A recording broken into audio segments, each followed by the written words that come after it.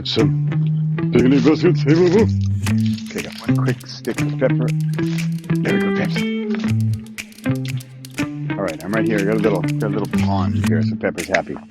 He's swimming in the water. It's 30 plus degrees out Celsius. It's hot. Hey, Bradley Charbonneau here, We Possible Podcast, and Thursday Thunder. Got something a little different for you this week.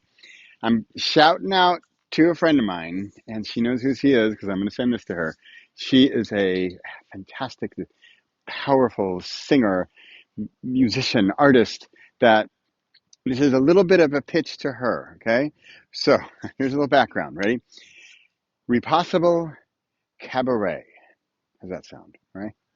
Now, I don't know if you know too much what cabaret is. Cabaret oh, geez, sorry. I realized I just kicked my entire tripod. That wouldn't happen in Repossible Cabaret, let me tell you.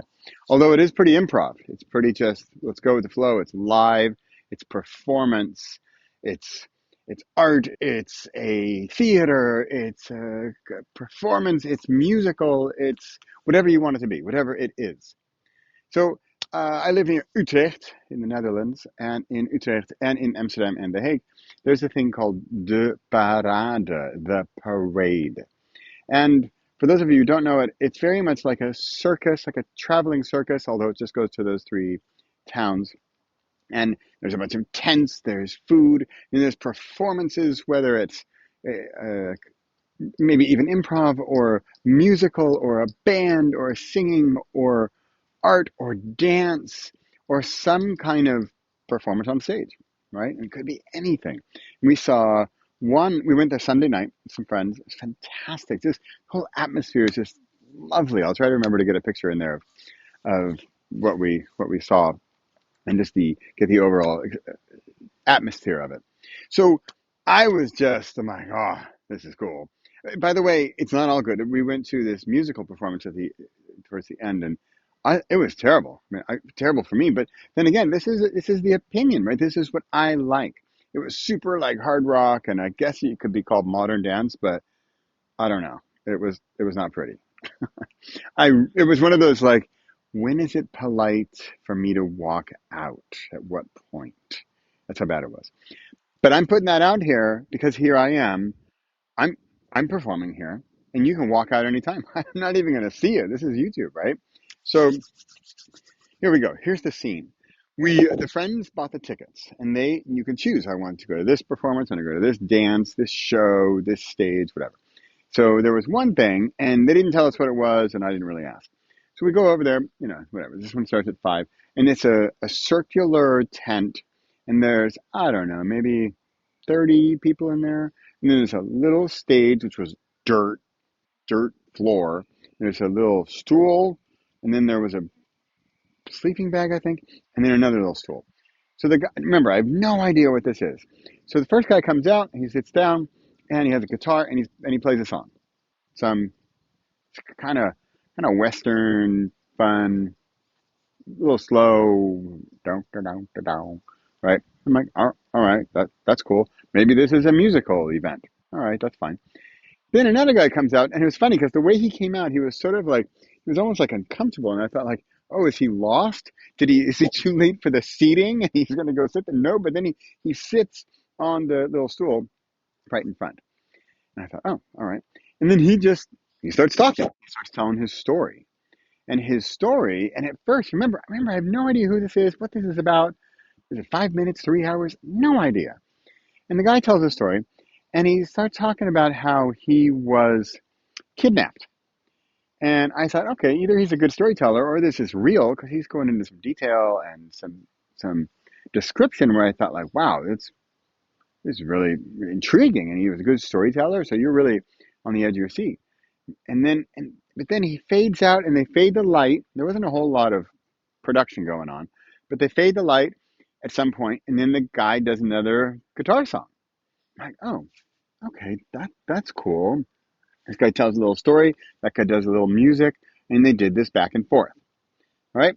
So that's what happened on Sunday evening.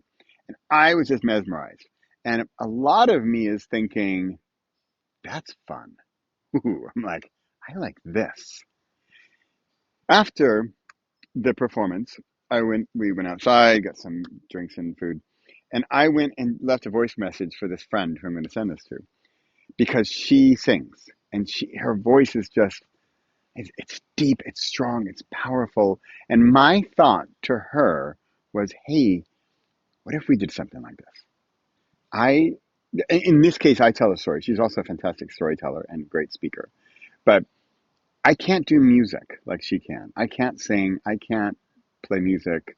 It's hopeless. I mean, maybe I thought it's one of my sort of wishes in life, but it's not going to happen anytime soon. So I could tell a story and she could sing. And then the story that came to mind, I'm not going to tell you the story. I'm going to get into it real quick here, just to give you an idea. And then I'll try to break it up into three parts. Meanwhile, keeping this whole thing under 10 minutes. But just to give you an idea of how this could go. See? So there's maybe she comes out, maybe she sings a song. I don't think she plays any instruments. I'm not sure. Maybe we need a guitar player.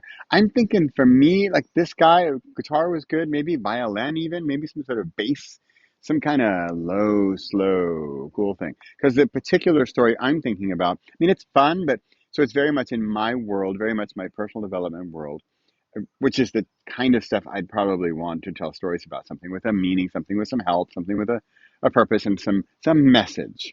Okay. So here we go.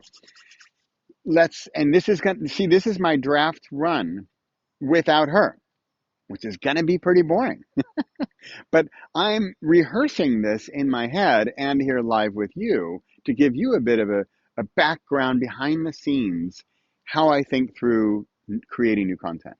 And this is where, and I don't often do this full on thing as an invitation to someone who doesn't know I'm going to send this to her. We'll see what she says. Who knows? Maybe she says no. Maybe she's like, Bradley, no. Yeah. So let's say she comes out, sings this song, and it would set the tone for the story. And then I don't know, she fades out, or I'm just basing it on that the other evening. Maybe she fades out and she's in there. Maybe she's strumming a few chords. I don't know. And then the story starts.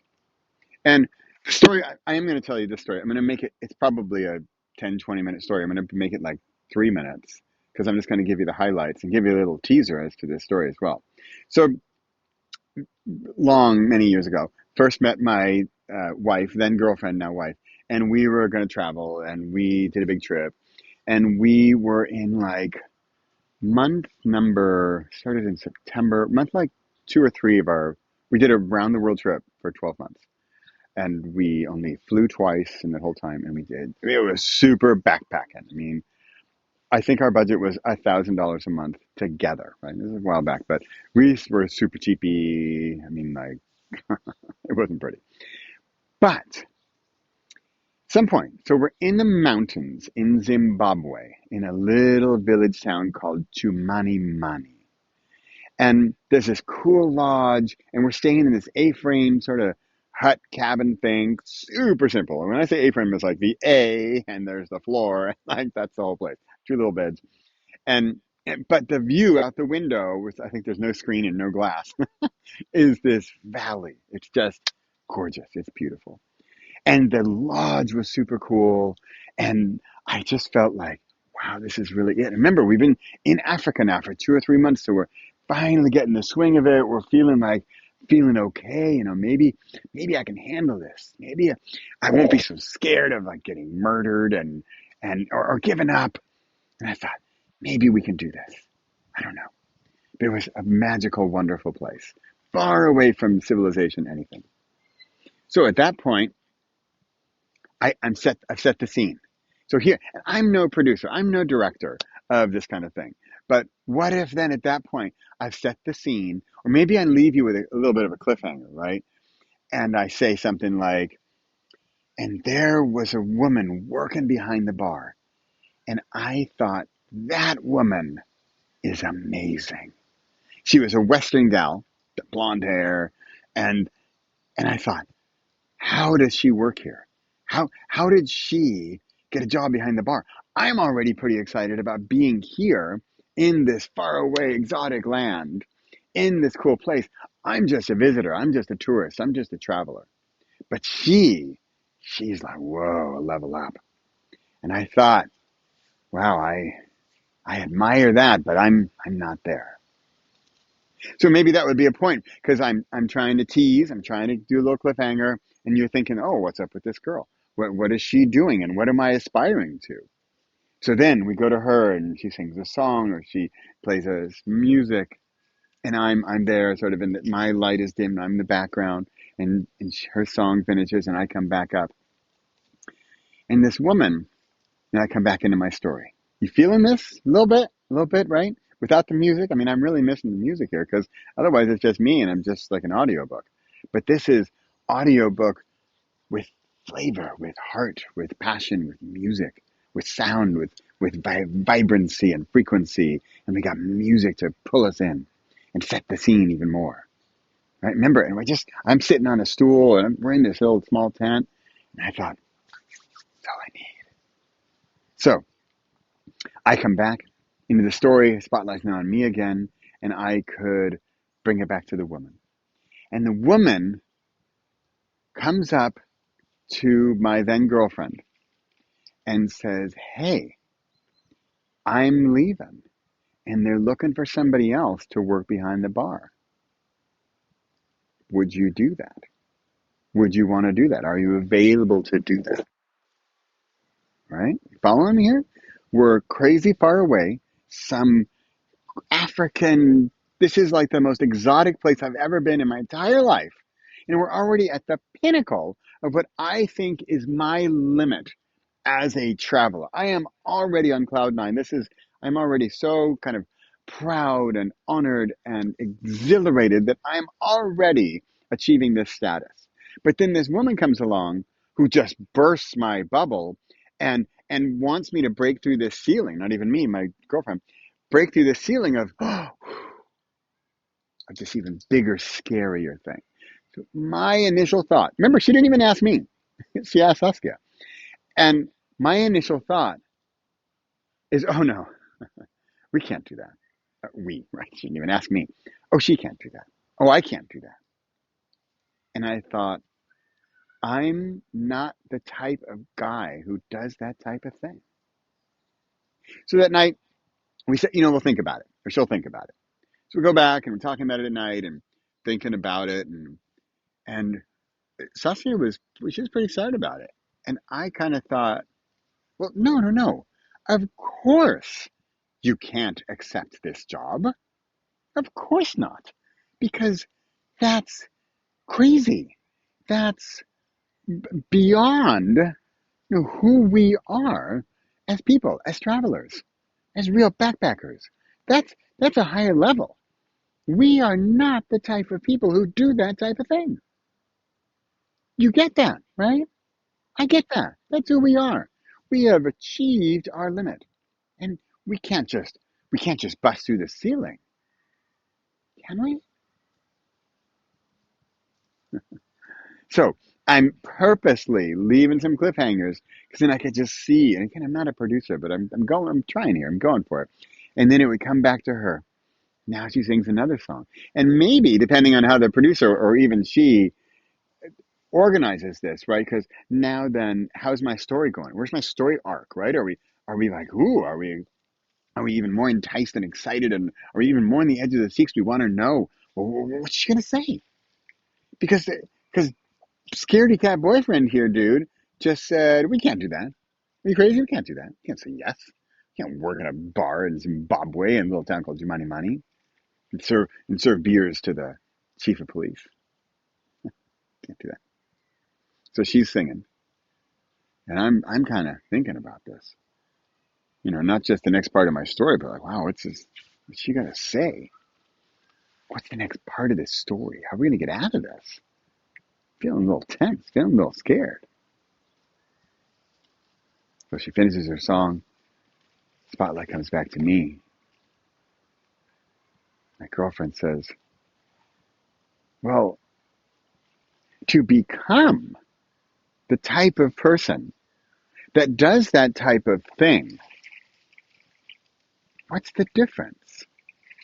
Is it only accepting the challenge, taking the action of the person who does that type of thing? And then do we become that person who does that type of thing.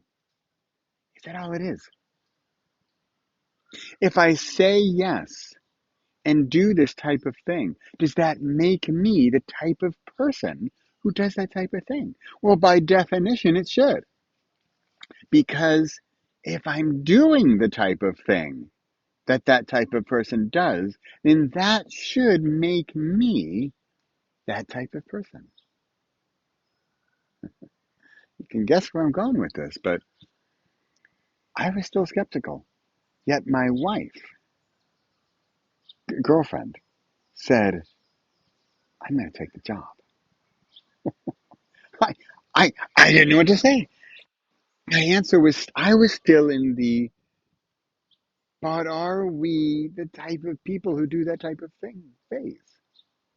I couldn't get past it because I didn't know how to make the transition, the transformation from somebody who didn't do that type of thing to somebody who did do that type of thing. And it turns out the answer is just to do the type of thing, to get out of your comfort zone, say yes to the invitation, and then act on it and do it and go for it. Saskia took the job. Next day, she's behind the reception, checking in new guests, serving beer to the chief of police. And 2 days later or so, they needed another person. And at this point, because Saskia had already broken the ceiling, and it was an open invitation from me, the answer was that much easier, as hard as it still was for me, especially because I just couldn't get past the fact that, no, I'm not that type of person. Yet, maybe you're in my scene and you're thinking like, dude, you're already in Chumani in Zimbabwe, in southeastern Africa. How cool is that? You've already broken through a certain ceiling, which is true. But this next ceiling, I couldn't get past it until I could. It helped that my girlfriend took the action before me. So if you're scared or hesitant, or there's a way where you can get some help to help you become the person that you'd like to become, then follow in their footsteps and see how it goes. I could have waited a while and seen how it goes with her before I said yes or no.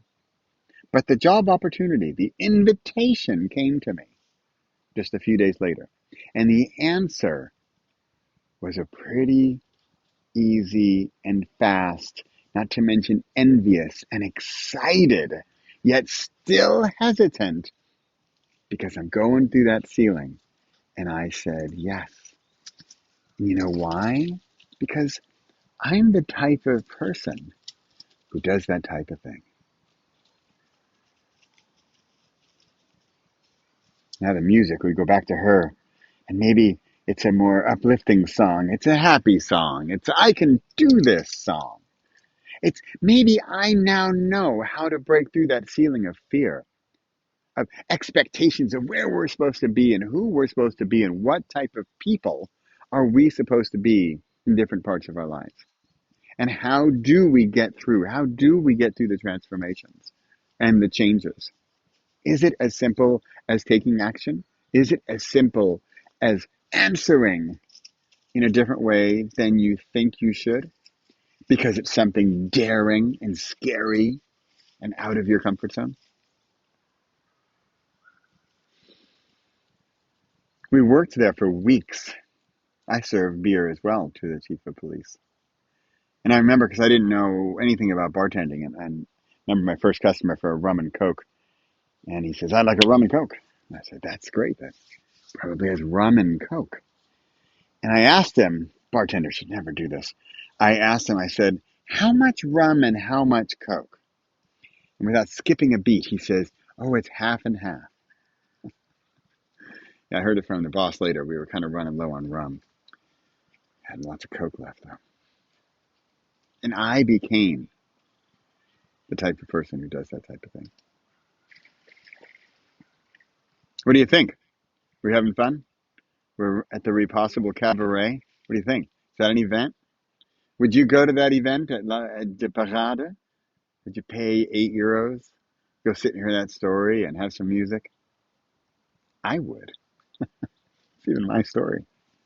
I would, because it's live performance. We'd have music. We'd have some kind of person who knows about production and story arcs and when to do the music and when to continue with the story and where to leave the cliffhangers. But this stuff is fun. This is what is fun for me. And you know what's also scary for me is that I am not the type of person to do a cabaret, because especially the music part scares me. This speaking part and telling the story, sure, I could get my points together and tell my story better. But it's an easy story because, of course, I know the story. It's my story. It happened. It's easy. I just have to try to remember.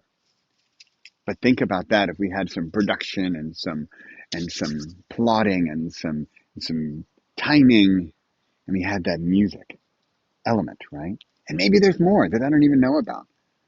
Maybe there's costume and maybe there's background and sets, and I don't know about this stuff.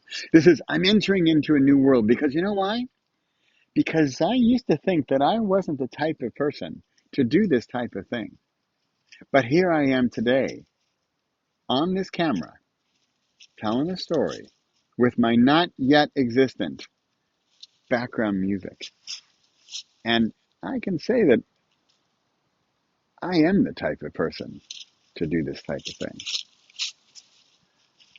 I'm Bradley Charbonneau. I'm here every Thursday, breaking through ceilings, giving it all a shot, throwing sticks for Pepper there, who's got a busy visitor. Sorry for all the background scrummaging into the stuff.